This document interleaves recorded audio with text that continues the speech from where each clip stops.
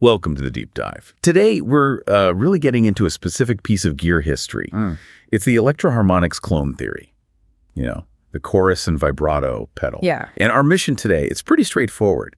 We want to figure out how this pedal, which honestly was built on like sonic imperfections, noise, a bit of grit, instability, how it didn't just survive the late 70s chorus boom, but actually went on to define the sound of whole genres.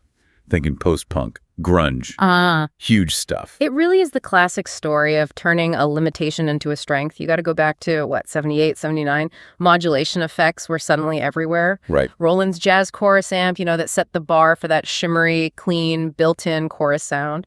And then you had the Boss CE1 pedal, which was kind of the gold standard for pristine, clear modulation. The clean stuff. Exactly. If you wanted that spatial clarity, those were your go-to tools. But EHX, well, they were always known for being a bit more aggressive, right? Breaking the rules with their circuits. Yeah, definitely. So they looked at this booming market and thought, okay, we don't just want to compete, we want to offer something different, an alternative way of thinking about modulation.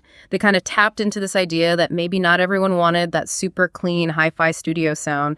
Some artists were actively pushing against it. Okay, so if Boss was maybe aiming for like studio precision, EHX was aiming for the garage, but with modulation this time. So what was the actual technical thinking behind the clone theory? It sounds like they wanted more character, not less. Absolutely. Yeah, the goal, from what we can tell, was always more range, more modulation, pushing the circuit harder than the competition was doing. Right.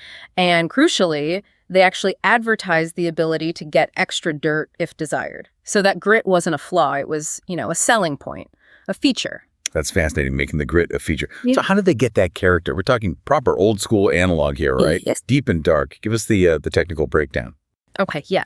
So at its core, the clone theory runs on an analog BBD. That's a bucket brigade device delay line, and that's modulated by an LFO, a low-frequency oscillator.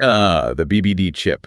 Always interesting. Exactly. And for anyone who really gets into analog nuances, the BBD is key here. Think of it like passing a signal down a line of tiny capacitors, almost like firefighters passing buckets of water. Okay. But every time that signal gets passed along from one bucket to the next, you lose a little something. There's some inherent signal loss, some degradation. Right. You lose the high frequencies. Yeah, exactly. You lose some high-end clarity. The tone gets a bit darker. And this is critical. The noise floor comes up. Quite a bit, actually. Yeah. And that trade-off, that warmth versus noise, that's really what defines those classic analog BBD circuits, like the clone theory. EHX basically designed it to just embrace that noise, embrace the instability. Yep. That's what gives it that immediate raw character. Something that, cleaner digital circuits or even later, maybe more refined analog circuits actively tried to get rid of. That makes total sense. So they weren't trying to hide the tech's limitations. They were almost showcasing them. And the pedal itself, the original one, it looked pretty serious too, right? That big wedge-shaped steel box. Oh, yeah. It was built like a tank, powered by a 9V battery, or you could use an adapter. The controls were pretty simple on the face of it. Yeah, Very depth nice. for, how much effect, rate for the speed. Standard stuff. Right. And that crucial mode switch, chorus or vibrato.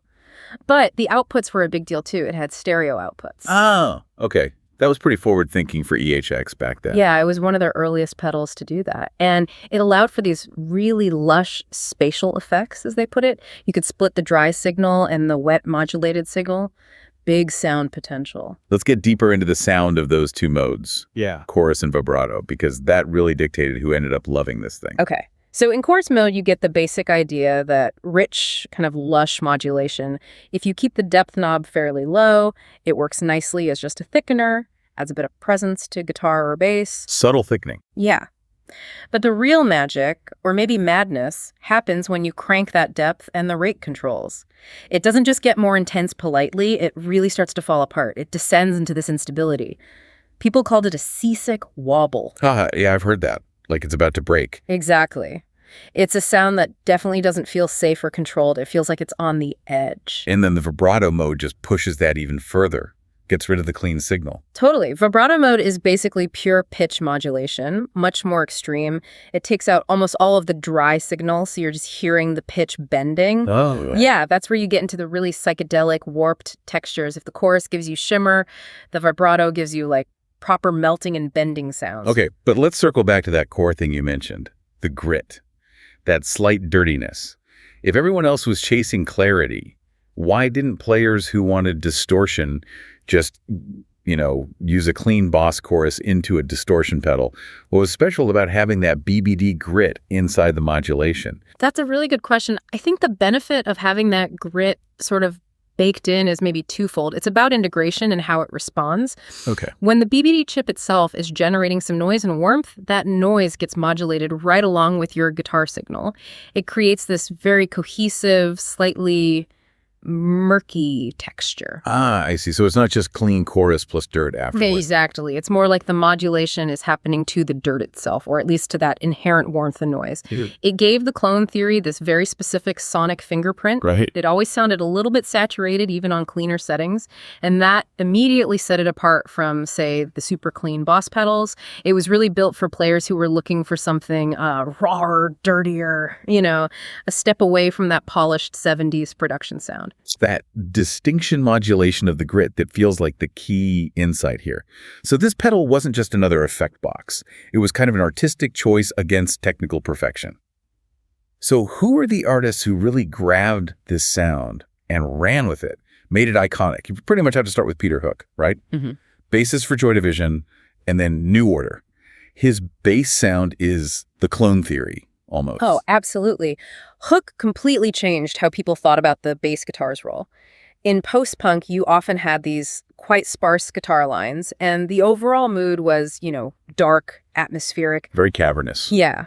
Hook needed his bass to do more than just hold down the rhythm. It had to cut through that darkness, often acting as the main melodic voice playing off the vocals. Right, those high register melodies. Exactly. And the clone theory gave him the sustain and that sort of high-end shimmer he needed to lift the bass up, make it sing in that range. It wasn't just low-end thud anymore. It gave his bass lines this almost floaty, kind of unstable quality, which perfectly matched the tension and the emotional weight in Joy Division's music.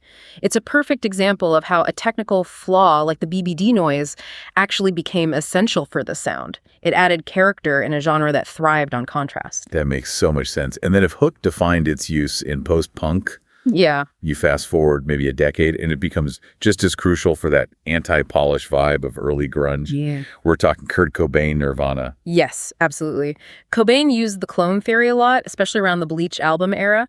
But where Hook used it for shimmer, Cobain used it almost to deepen the sense of sonic claustrophobia. How so? Well, he'd apply that already noisy BBD darkened modulation to his heavily distorted guitar sound. And that combo generated that really famous thick underwater modulation sound people associate with early Nirvana. Yeah, like playing guitar through thick soup or something. Very murky. Exactly. Murky is a great word for it. That slightly suffocating sound really helped define the whole lo-fi anti-corporate feel of early grunge. They weren't aiming for slick production. No, what? They wanted the sound of distortion and effects kind of fighting each other, creating instability and thickness. The clone theory was just the perfect tool for that specific kind of aesthetic of decay almost. And we should also mention the Edge from U2, right? It was in his early rigs, wasn't it? Yeah, it was definitely part of his early setup. Obviously, his rigs became incredibly complex later on, but the clone theory's presence early on shows its appeal wasn't just about grit. It was also about those effective stereo widening possibilities you mentioned earlier. Right, the spatial thing. For sure. Those early 80s players who were obsessed with creating huge soundscapes, having the ability to send dry to one amp and wet to another for that big stereo spread, maybe some comb filtering, that was really valuable. Yeah. But yeah, its lasting legacy, its cult status is absolutely cemented by that noise factor and its connection to punk, post-punk, alt-rock. It's actually kind of amazing when you think about it. A pedal that's inherently noisy and a bit unstable has stayed one of EHX's most enduring effects, right up there with maybe the Electric Mistress flanger. Oh. It really did, as you said, kind of never disappear. No, it's always been around in some form. And looking at the reissues over the years tells its own story, really. It tracks how they sort of commercialized its flaws in a way. How do you mean? Well, you had the original big box from the late 70s, early 80s. That was the blueprint. Stereo outs, noisy but lush. Then fast forward to the 2000s, EHX brought out the EXO clone theory, smaller box, part of that diecast series. Right, the smaller enclosures. Yeah, and that one was generally considered a bit cleaner, maybe quieter, but they tried to keep that analog warmth. Okay. But then the most direct nod to its history came in the 2010s with the Neo clone. Tiny pedal, even simpler controls, lost the stereo outs. But EHX specifically said it was voiced after Kurt Cobain's unit. Wow, really? They explicitly link it to him. Yeah. They knew the selling point wasn't necessarily technical perfection anymore. It was about getting that specific, famous, murky sound instantly. They were basically selling the legacy in a little box. And now the current version, the stereo clone theory in the Nano series, kind of brings it all together. Yeah. Back to stereo, keeps the two modes, but in that modern small format. Pretty much, yeah. It shows they understand the different aspects people value in it, the stereo spread and the core character. Okay, so let's try and synthesize all this. We've talked tech, sound, culture. If you had to boil it down, what are the three big reasons this pedal is so important in effects history? Okay, 3 reasons. First, I'd say it was a really defiant technical statement for its time. It established EHX's approach to chorus gritty, full of character, a necessary noisy counterpoint to the cleaner sounds from Boss and others. Like the alternative voice. Okay, number 2. Second, its cultural impact is just massive. It's undeniably tied to the sound of huge genres, specifically post-punk and grunge, thanks to players like Peter Hook and Kurt Cobain using it to define their sound. Absolutely genre-defining. I'm third. And third, I think it's sheer longevity. It proves the enduring appeal of character, maybe even imperfection, over pure technical clarity. The fact that EHX kept bringing it back, even tweaking new versions to sound like noisy old ones, that tells you musicians really valued the specific flavor of the noise itself. Yeah. You know, if you connect this back to the bigger idea, the clone theory is just such a great example that technical specs on paper often don't matter as much as how artists can actually use a tool. The so-called flaws, the noise, the pitch wobble, the way it darkens the tone from the BBD, those became the essential ingredients for musicians trying to make a sound that felt rawer, more real, maybe more rebellious. Yeah, it really wasn't just an effect pedal in the end. It was almost like a shortcut to a certain kind of feeling, right? That depth, that necessary bit of aggression that the cleaner pedals just couldn't deliver. It kind of taught generations of players that you don't always need to polish something to perfection. Sometimes you just need to crank it up, embrace what happens. So maybe here's a thought to leave you with.